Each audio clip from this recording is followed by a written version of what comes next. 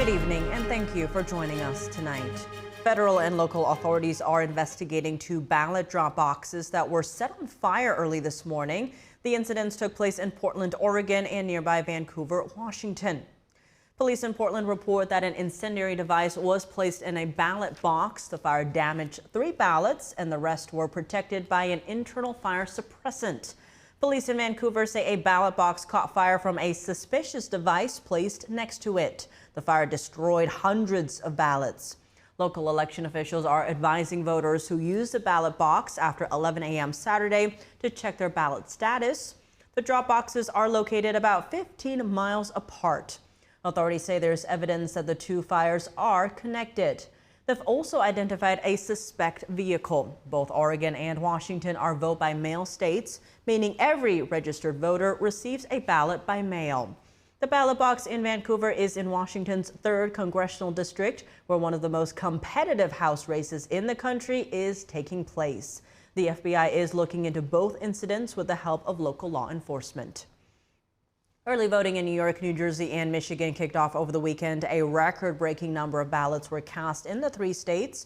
One of them is a battleground bellwether that could set the tone for the presidential race nationwide. NTD's Melina Weiskup reports. New York is a state to watch for early hints into the congressional balance of power. That's because it's where several seats were flipped in 2022, giving Republicans a slight edge. And New York, we made history when we fired Nancy Pelosi once and for all and flipped those 5 congressional seats. We need to make history again. That task is now more difficult in the blue state, with the race for president sitting at the top of the ticket, which is sure to bring out more voters. And analysts say the battleground of Michigan is a good place to gauge how candidates are faring with swing voters nationwide. We are truly a 50-50 state. Can you, though, fail to appeal to the kind of voters that are in Michigan and still win the rest of the country?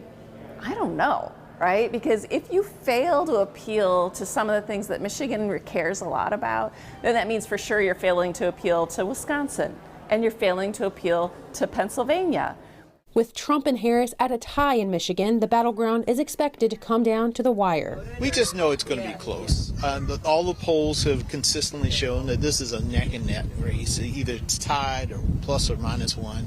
It's a state not only with implications at the top of the ticket, but it's key to unlocking a solid majority for either party in Congress.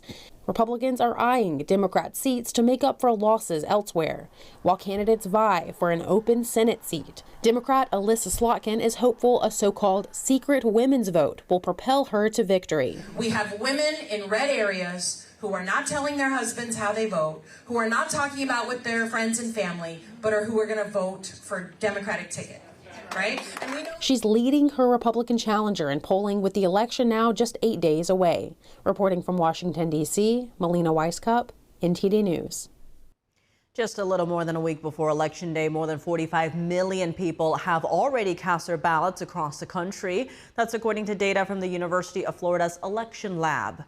Both presidential candidates have been urging supporters to vote early in recent weeks. Democrats had a lead over Republicans in early voting during the 2020 presidential election, but conservatives are closing that gap this time around. In key swing states like Arizona, Nevada, and North Carolina, registered Republicans have so far cast more votes than Democrats. Party affiliation doesn't necessarily indicate voters' choice in this election, as they have the option to split their ticket. NTD's Sam Wong was out on the National Mall in Washington, D.C. to find out how many people are choosing to vote early. I'm going to start with your party affiliation and where you're from. I'm from Minneapolis, and my party affiliation has been changing. I've been Republican my whole life, and I'm going away from that. Kansas, and I'm Republican. I'm from Wisconsin, Democratic. Chicago, Illinois, Republican Party. Close by, live here in Maryland, and I'm a registered Democrat. I'm Chicago, Illinois. I live in Arizona right now, and I'm an independent voter. I'm a strong, moderate Democrat, and I'm originally from Los Angeles, but now I live in Virginia. Have you already voted? If not, by what means do you plan on voting this year? No, I like to vote in person day of. Mail-in ballot. At the polls in person. I like voting the day of. So I have an early ballot. I'll turn it in on Election Day. As soon as we get back from Washington, we're going to vote early. just to be safe. Is there any reason for you to vote on the day of the election?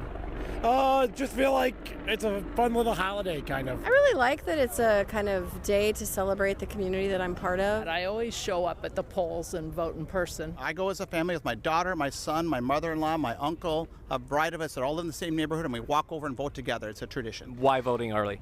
Just to be safe. I don't know how long it's going to be. It seems like the turnout's going to be huge, so we want to make sure our vote's counted. I have my ballot already. It's filled out. I'm here right now, and my ballot's at home. I'll turn it in as soon as possible, but it'll probably happen last minute. Chose it several years ago for convenience with work, getting to the polls, and it just continued to do so. And what do you think about the idea of early voting? Are you against that or are you for that? 100% for it. I can physically able go vote, and I have no problem with that, although I fear that on election day I might be sick. I might pull a strain in my neck or something and not be able to make it. It used to be a day where everybody votes on election day. If you're counting votes after the election, come on, why? Why are we doing that? To cheat. I trust it, but I am 100% feel like it should be voter ID. President Biden cast his early vote in Wilmington, Delaware today. He spent the weekend in his home state before returning to the White House. Biden encouraged voters to head to the polls and said he's confident that Vice President Kamala Harris will win. Biden also talked to reporters briefly and commented on the Trump rally yesterday and Middle East issues. Mr. President, can you come here and comment on former President Trump's rally yesterday? He was saying a bunch of stuff about immigrants. It's simply embarrassing. Beneath any president. But that's what we're getting used to. That's why this election is so important. You know, most of the presidential scholars I've spoken to talk about the single most consequential thing about a president's character. And it's a sad question every time you open. Mr. President, Egypt has a new proposal to ceasefire, 2-day ceasefire between Israel and Hamas. What do you think about it? My staff is talking to them right now. I'm going to get out here, get in a secure line, and follow up on it. We need a ceasefire. We should end this war. It should end, it should end, it should end. Prime Minister Netanyahu stressed that negotiation under fire is better than negotiation during ceasefire. What do you think about that? I'll reserve that for my discussion with him. Mr. President, can you talk a little bit? I'll reach you with Vice President Harris, but also, do you wish more candidates like Lisa Rochester were using you as a surrogate? Well, I've done a lot of surrogates, and the fact of the matter is that I've also had to be president at the same time. So I've been in all the battleground states. I've been campaigning, but I also have to continue my job as president. Former President Trump courting voters in the key battleground state of Georgia. It comes as debate continues over his Sunday rally at Madison Square Garden. NTD's Iris Tao has more from Atlanta. As early voting has kicked off here in Georgia, former President Trump is spending one of his final days of campaign appealing to voters in this key swing state. Earlier on Monday, Trump spoke at a National Faith Summit in Atlanta, appealing to religious voters. And on Monday night, he's speaking here at a rally at the Georgia Tech University. There's a lot of students and young voters here, and the pre-program speakers are touting the massive turnout at the Madison Square Garden rally on Sunday night.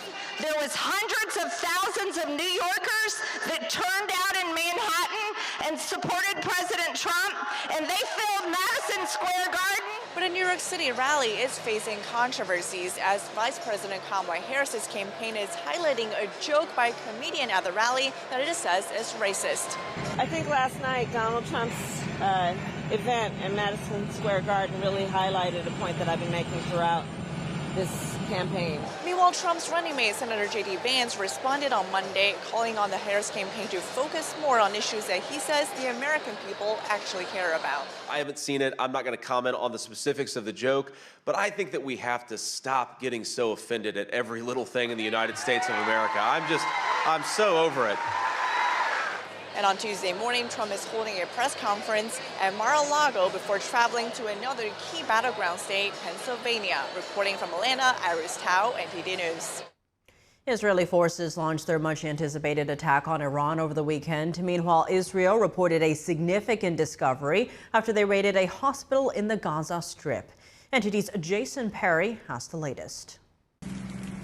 On Monday, Israeli forces said they raided a hospital in the northern Gaza Strip and detained about 100 suspected Hamas terrorists during the operation.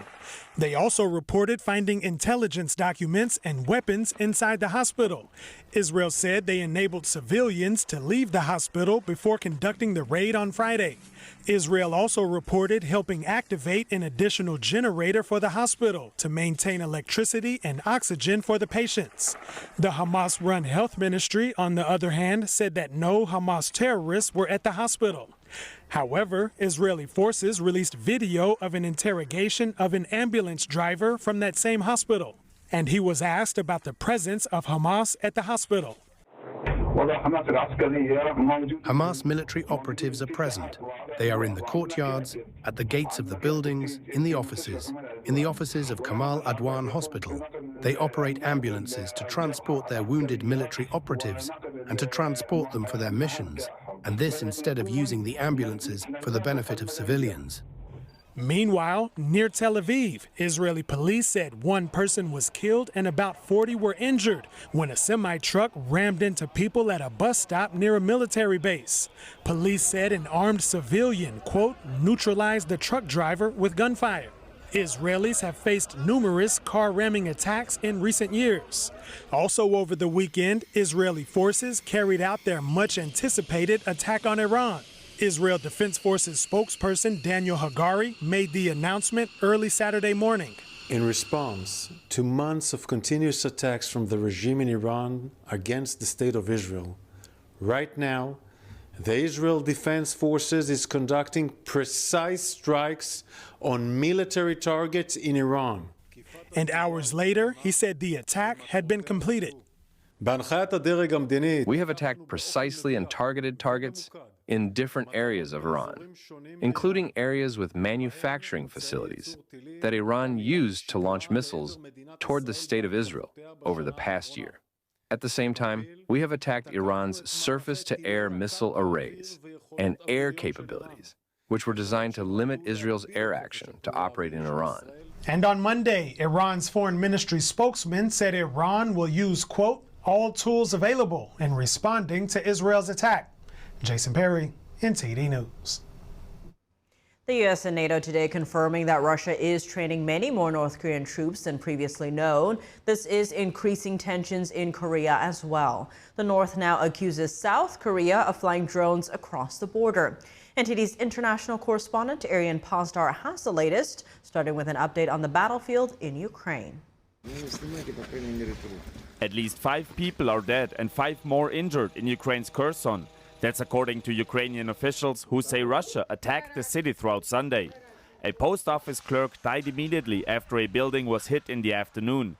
Another residential high-rise building caught fire later in the evening, taking another 2 lives. Russia allegedly attacked Kyiv and Kharkiv as well. No fatalities have been reported in those cities. Now, these attacks come as the US and NATO confirm that Russia is training 10,000 North Korean troops, much more than previously known.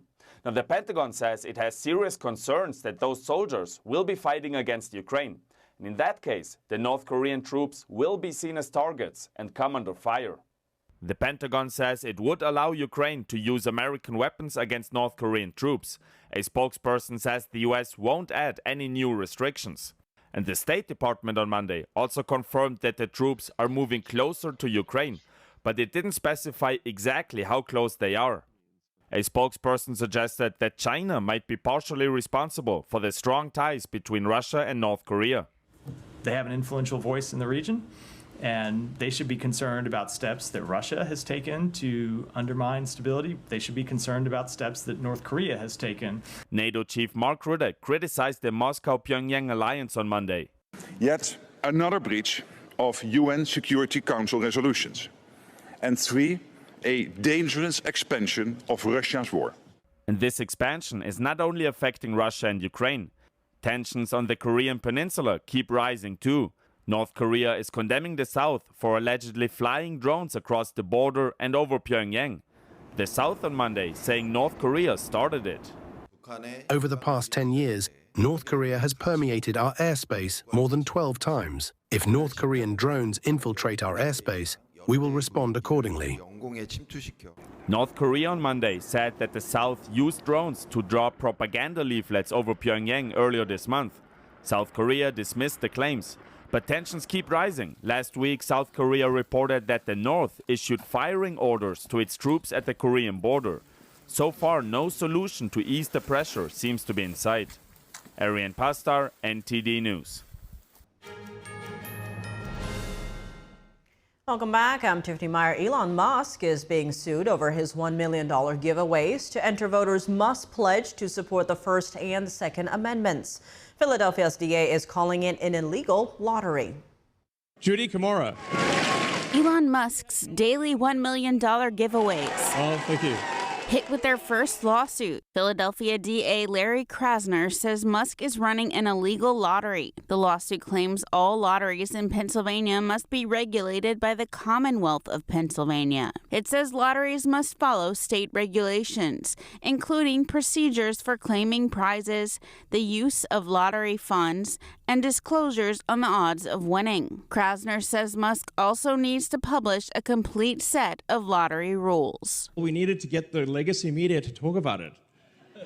And I just knew that they would be like complaining like hell. Elon Musk says the goal of the giveaway is to promote his petition to support the Constitution. He has not yet commented on the lawsuit. This comes after the Department of Justice warned Musk the giveaway might violate the law. Experts say it falls into a gray area. The legal action in Philadelphia is a civil lawsuit. The DA's website suggests a criminal indictment could be possible. Transgender athletes in women's sports. Former President Trump has vowed to ban it if he becomes president. And Moms for Liberty released a new ad focused on protecting women's sports. Is this issue going to motivate parents to vote in the November election? Joining us now live in studio is Tiffany Justice, co-founder of Moms for Liberty.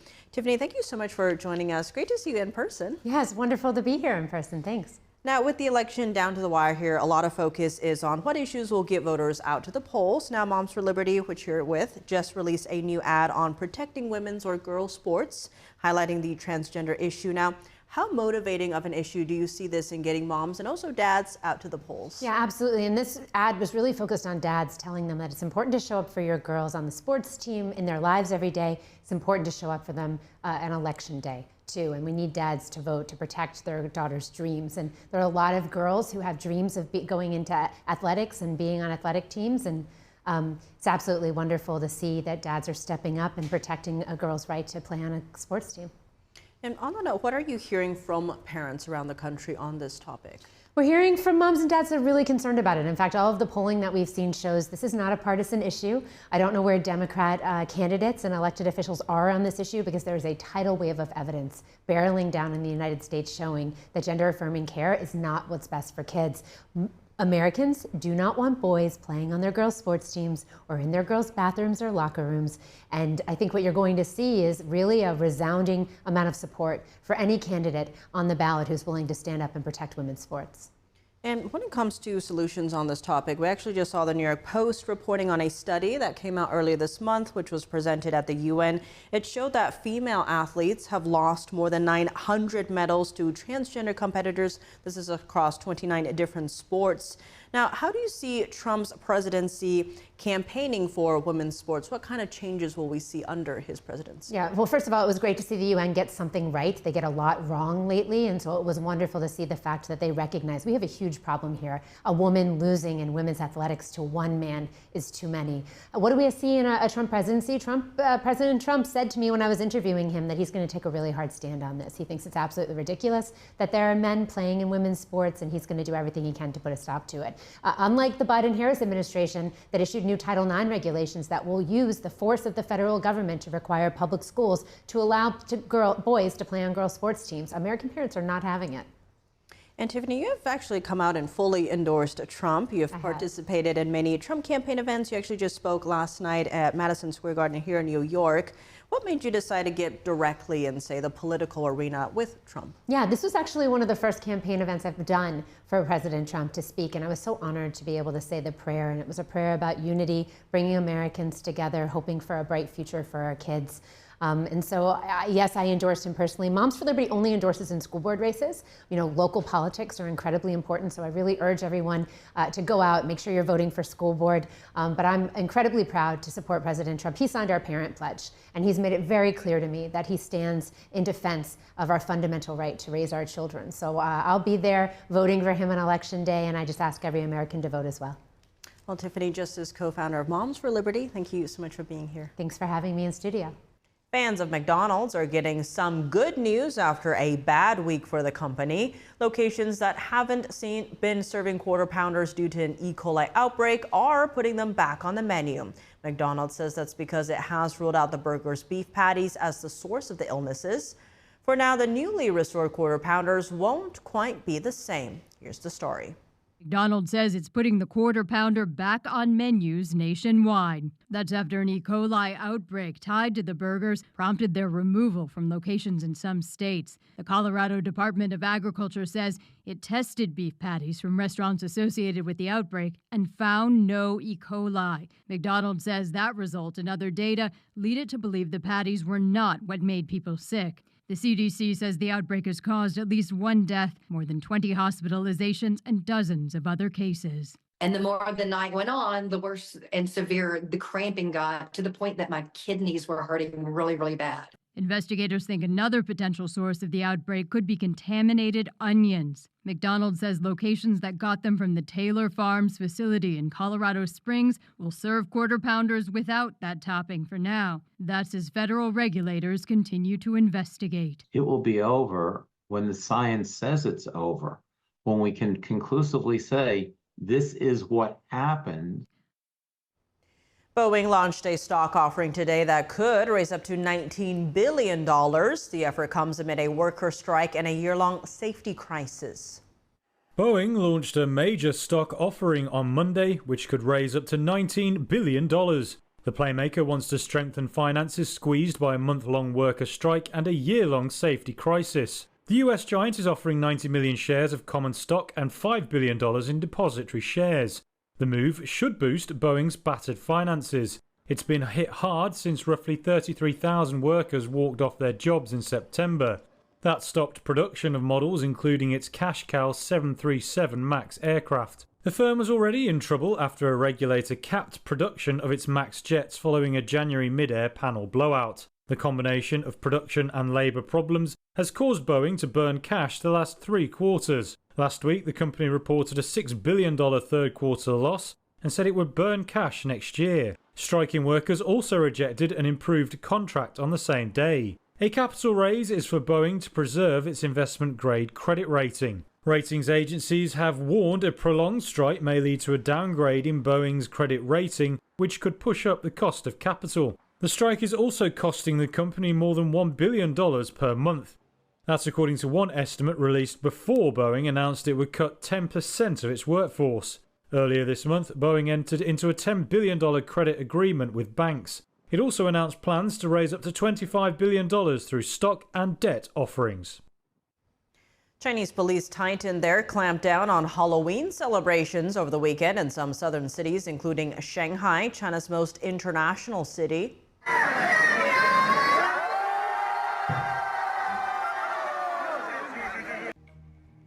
As for other costumes, a person dressed as Jesus was also taken away by the police, as well as someone wearing a Buddha costume. A man dressed as the former U.S. President Donald Trump was also sent away by police. Welcome back. I'm Tiffany Meyer. Every year, popular toys earn a spot in the Hall of Fame at the Strong National Museum of Play. Anyone can nominate their favorite one online. NTD's Andrew Thomas has more on the potential honorees. The Strong National Museum of Play received 2,400 nominations for 382 different toys for 2024. In just a few weeks, a select few will be inducted into the Toy Hall of Fame in upstate New York. The National Toy Hall of Fame recognizes classic toys that deserve elevation to the highest tier of the world of toys and games. Toys must be widely recognized and respected across generations. This year's 12 finalists include Hess toy trucks, the Stick Horse, Transformers action figures, and the trampoline. The game Apples to Apples and Pokemon cards are also in contention. Even if you never had a radio flyer wagon or a teddy bear, you know exactly what they were. And third, these are toys that have great play value. Learning, creativity, discovery, socialization, activity. Toys can also be inducted if they've profoundly changed play or toy design.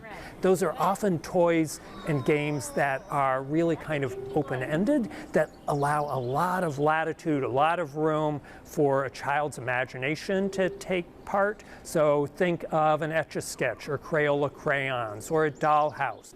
More than 600,000 people visit the Strong National Museum of Play in Rochester, New York every year.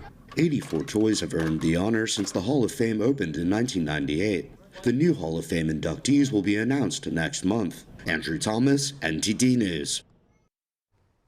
And now for your sports news, we're joined by NTD's Dave Martin. Dave, plenty going on today, but let's start in baseball as Game 3 of the World Series is tonight. What do the Yankees need to do to get back into this series? You know, the Yankees are down 2-0, but could be very easily up 2-0. Both games been very close. You know, Dodgers won that game 1 with that incredible walk-off home run. Grand slam really in the bottom of the 10th. In game 2, the Yankees had a similar chance, but instead Anthony Volpe struck out. Jose Trevino flied out with the bases loaded to end the game instead. So they're right there in both games. Now, as far as what they need to do, I mean, they need to somehow get Aaron Judge back on track. He's continued to struggle at the plate in the series. 9 at-bats, 6 strikeouts. He has 1 hit. It's just a single. He's really struggled this whole postseason. Fortunately for them, Giancarlo Stanton has been great in this postseason. Maybe in front of the home crowd, Aaron Judge comes alive tonight. In any case, game starts 8 o'clock. Walker Buehler starts for LA opposite Clark Schmidt for the New York Yankees. Looking at tonight's game, what is the status of Shohei Ohtani, who injured his shoulder in game 2? How would LA adjust their lineup without him? They just announced he is going to play, but manager Dave Roberts had said that, you know, he had to pass a few hurdles to be cleared to play. Apparently that's happened. But if he does re-injure his shoulder or something, I think first baseman Freddie Freeman, he probably shifts to the designated hitter. Freeman has been limited by a right ankle sprain from last month. Then they probably shift Max Muncy from third base to first. And then you've got a number of defensive options with Tommy Edman, Kike Hernandez, or bring in either Miguel Rojas or Andy Pages off the bench. So not as formidable without him, but still a good team. But Ohtani is expected to start at DH, which is huge because he was the best hitter in the National League this season by pretty much every single metric.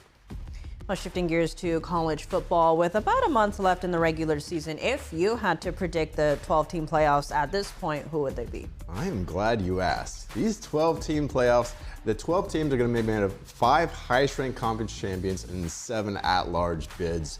Let's start with the conference champions. You could bet 4 of those are going to be a winner: the Big 10, Big 12, ACC, and SEC. Now, the 5th right now, it looks good, like it could be a 1-loss Boise State team, even though Army is undefeated. But Boise State's lone loss was at number 1 Oregon, and it was just by a field goal. So there's one team. Now, I'm going to look at the rest by conference. Miami, they've got the best record in the ACC. I think the only way this conference gets more than one team is if someone upsets Miami in the conference championship game, like Clemson, Pitt, SMU, because I don't think those teams are getting in with a loss on the record, you know, and that includes even Notre Dame. Now for the Big 12, BYU and Iowa State are both undefeated and they don't play each other the rest of the way out. So that could be a conference championship matchup. I don't see the loser making it in as well. So ACC, unless Miami loses the conference championship, Big 12, I only see one getting in there. And then you've got Big 10. You've got Indiana, Ohio State, Penn State. That's where it's going to get interesting. Also Oregon. Ohio State, though, has 1 loss. The other 3 are undefeated. Indiana has been surprisingly good this year, but those 3 don't actually even play each other. You could have 3 undefeated teams coming into the conference championship game. That would be crazy. The SEC is where it gets nuts. Every team has at least 1 loss on their schedule, but it's the most powerful conference out there. I think whoever wins that conference gets in, and you probably have 4 at-large bids then coming from the SEC. Looking at tonight's Monday Night Football matchup, we have the New York Giants playing at a Pittsburgh Steelers team that may have found their starting quarterback in Russell Wilson. Yeah, Wilson looked good last week against a once formidable Jets team. No longer is it 2-6. But it was only one game. I mean, maybe he's back. I mean, he's just 2 years removed from that 10-year run in Seattle where he made 8 Pro Bowls. Those 2 seasons then with Denver were pretty forgettable for him. But anyway, Pittsburgh 5-2. Meanwhile, Giants 2-5. They have plenty of questions at quarterback too. Daniel Jones was pulled last week in favor of Drew Lock late in the game. He is expected to start tonight. They've struggled at scoring, only averaging 14 points a game. That's the second lowest in the NFL. Pittsburgh's defense, meanwhile, very good. They only allow 14 points a game. That's the second best in the NFL. Anyway, the game starts tonight, 8:15 Eastern Time, and it's on ABC and ESPN. Well, Dave, as always, thanks for joining us. Well, thank you, Tiff. And that's all for today's news. For round-the-clock coverage, visit us at ntd.com or download our NTD app. Thanks for tuning in. I'm Tiffany Meyer. Good night.